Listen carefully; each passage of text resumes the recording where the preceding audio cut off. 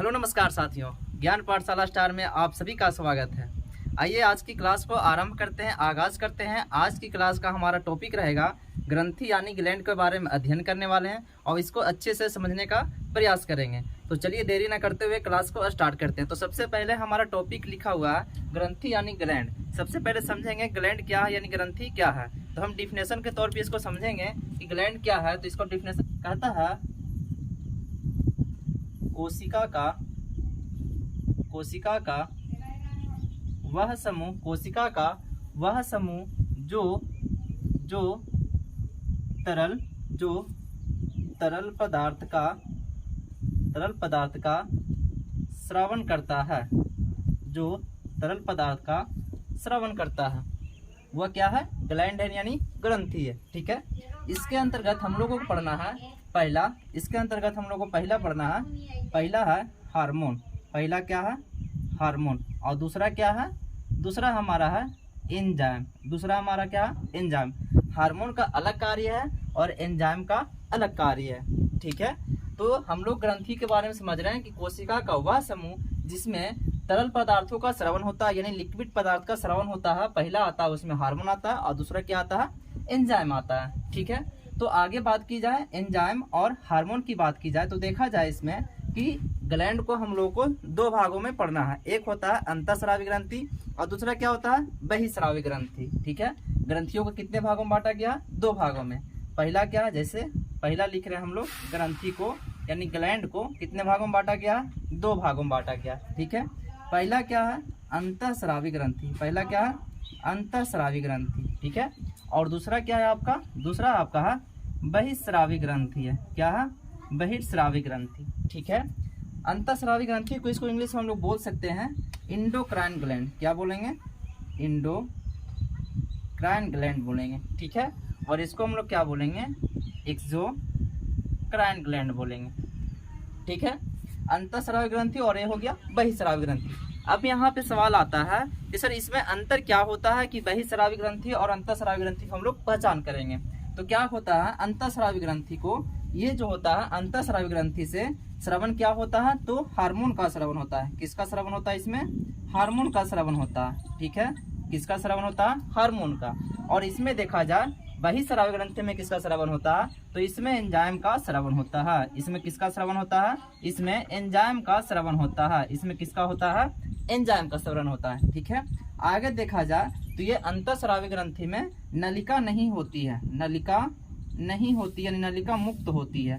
नलिका मुक्त होती है तो सर ये हार्मोन डायरेक्ट किस तरह से काम करता है? तो नलिका नहीं होने के कारण ये हार्मोन अंतःस्रावी ग्रंथि ये हार्मोन को अंतःस्रावी ग्रंथि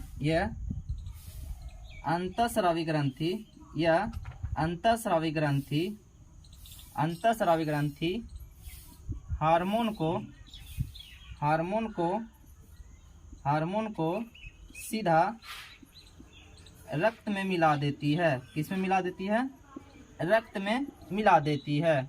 ठीक है, इसमें नलिका नहीं होती है। जो अंतःस्रावी ग्रंथि है जो हार्मोन को सीधा रक्त में मिला देती है, इसमें नलिका की जरूरत नहीं पड़ती है। ठीक है, आगे देखा जाए तो बहिःस्रावी ग्रंथि में ये एंजाइम का स्रावन करता है और ये बहिःस्रावी ग्रंथि जो होती है ये बहिःस्रावी ग्रंथि जो होती है, बहिःस्रावी ग्रंथि एंजाइम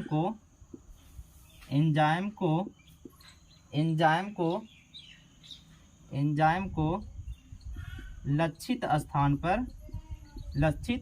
पर पहुंचाता है। लक्षित स्थान पर पहुंचाता है। ठीक है, तो ये दोनों में अंतर हो गई कि अंतःस्रावी ग्रंथि जो है हार्मोन का स्रावन करता है और ये बहिःस्रावी ग्रंथि जो है एंजाइम का स्रावन करता है। ठीक है, ये जो होता है नलिका मुक्त होती है और इसमें नलिका होती है। इसमें क्या होता है? नलिका होता है, इसलिए हमको बोलेंगे इसको नलिका युक्त होती है। और ये नलिका के माध्यम से बहिःस्रावी ग्रंथि को लक्षित स्थान पर पहुंचाता है। और अंतःस्रावी ग्रंथि में ये नलिका नहीं होती है, जिससे अंतःस्रावी ग्रंथि हार्मोन को सीधा किस में मिला देती है? रक्त में मिला देती है। यह है अंतःस्रावी और बहिःस्रावी का अंतर है। ठीक है, आगे देखा जाए तो इसमें एक ग्रंथि होती है जिसको हम लोग बोलते हैं अग्नाशय ग्रंथि।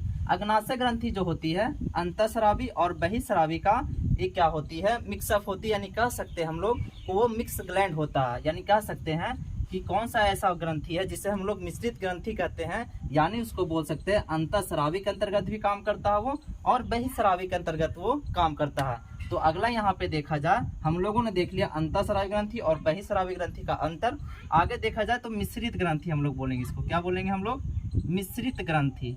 तो पूछा जाता है कई बार सवाल कि कौन सा ऐसा ग्रंथि है जो मिश्रित ग्रंथि है, तो वो क्या हो जाएगा, ग्रंथि का नाम वो क्या हो जाएगा, अग्नाशय ग्रंथि। वो क्या होगा आपका, अग्नाशय ग्रंथि। ठीक है, तो पूछा जाता है कि कौन सा ऐसा ग्रंथि है जो मिश्रित ग्रंथि है, अग्नाशय ग्रंथि। क्यों है, क्योंकि इसमें हार्मोन भी स्रवण होता है, क्योंकि इसमें हार्मोन भी स्रवण होता है और एंजाइम भी स्रवण होता है। क्या क्या होता है, हार्मोन भी स्रवण होता है और इसमें एंजाइम स्रवण होता है, इसलिए इसको अग्नाशय ग्रंथि हम लोग मिश्रित ग्रंथि बोलते हैं। ठीक है, तो आज हम लोग देखेंगे अंतःस्रावी के अंतर्गत, यानी अंतःस्रावी के अंतर्गत कौन कौन सी ग्रंथियां आती है और उसका क्या क्या कार्य होते हैं। ठीक है, तो चलिए आगे बढ़ते हैं हम लोग। आज के टॉपिक हम लोग पढ़ेंगे अंतःस्रावी ग्रंथि। ठीक है, तो चलिए देरी न लोग अगला हेडिंग देंगे हम लोग, अंतःस्रावी ग्रंथि। क्या लिखेंगे, अंतःस्रावी ग्रंथि, जिसको हम लोग बोलेंगे एंडोक्राइन ग्लैंड।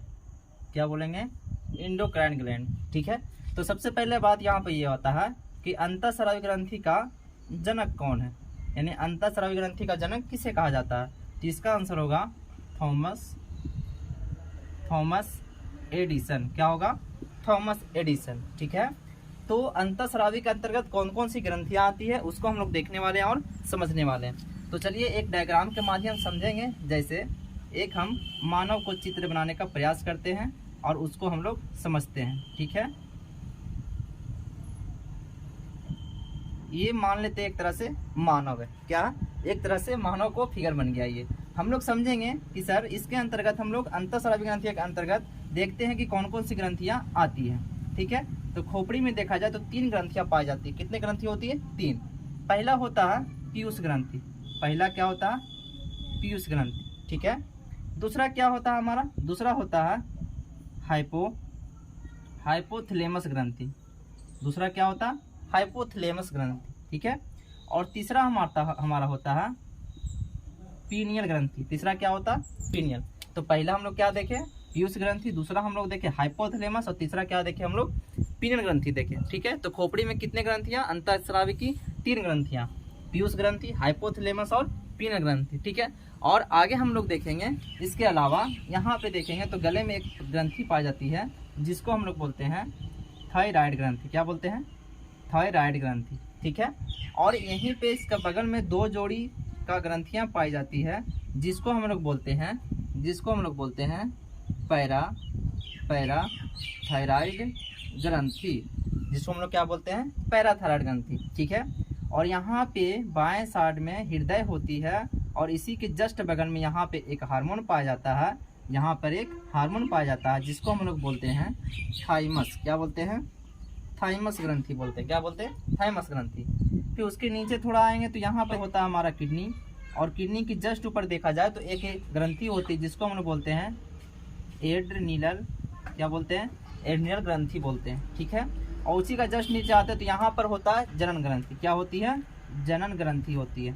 क्या होती है, जनन ग्रंथि होती है। ठीक है, जनन ग्रंथि के अंतर्गत पढ़ा जाता है कि मादा में जनन ग्रंथि अलग होती है और नर के अंदर अलग होती है। ठीक है, तो ये हो गया हमारा जनन ग्रंथि। तो अंतःस्रावी ग्रंथि के अंतर्गत देखा जाए तो पीयूष ग्रंथि होगी, हाइपोथैलेमस ग्लैंड होगा, उसके बाद पीनियल ग्रंथि होगी, उसके बाद थायराइड ग्रंथि होगी, फिर पैराथायराइड ग्रंथि होगी, थाइमस ग्रंथि होगी, और क्या होगा, एड्रिनल ग्रंथि होगी और जनन ग्रंथि होगी। ठीक है, ये सारे अंतःस्रावी ग्रंथि के अंतर्गत आते हैं। ठीक है, तो हम लोग इसको एक एक करके हम लोग पढ़ेंगे। पीयूष ग्रंथि के बारे में अलग से समझेंगे, हाइपोथैलेमस ग्रंथि को अलग समझेंगे, पीनियल ग्रंथि को अलग समझेंगे। इस तरह से हम लोग एक एक करके हम लोग देखेंगे। ठीक है, तो हम लोग आज एक ग्रंथि के बारे में परिचय देखे हैं कि ग्रंथि के अंतर्गत क्या क्या पढ़ना होता है और उसको क्या कैसे करके हम लोग को समझना है। ठीक है, तो इसको एक तरह से हम लोग एक एक करके पार्ट को हम लोग अगले वीडियो में समझेंगे। तो ये वीडियो लंबा ना हो इसलिए हम इसको सिर्फ छोटे छोटे वीडियो करके आप लोगों की समझाने की प्रयास कर रहे हैं। ठीक है, तो आज की क्लास के लिए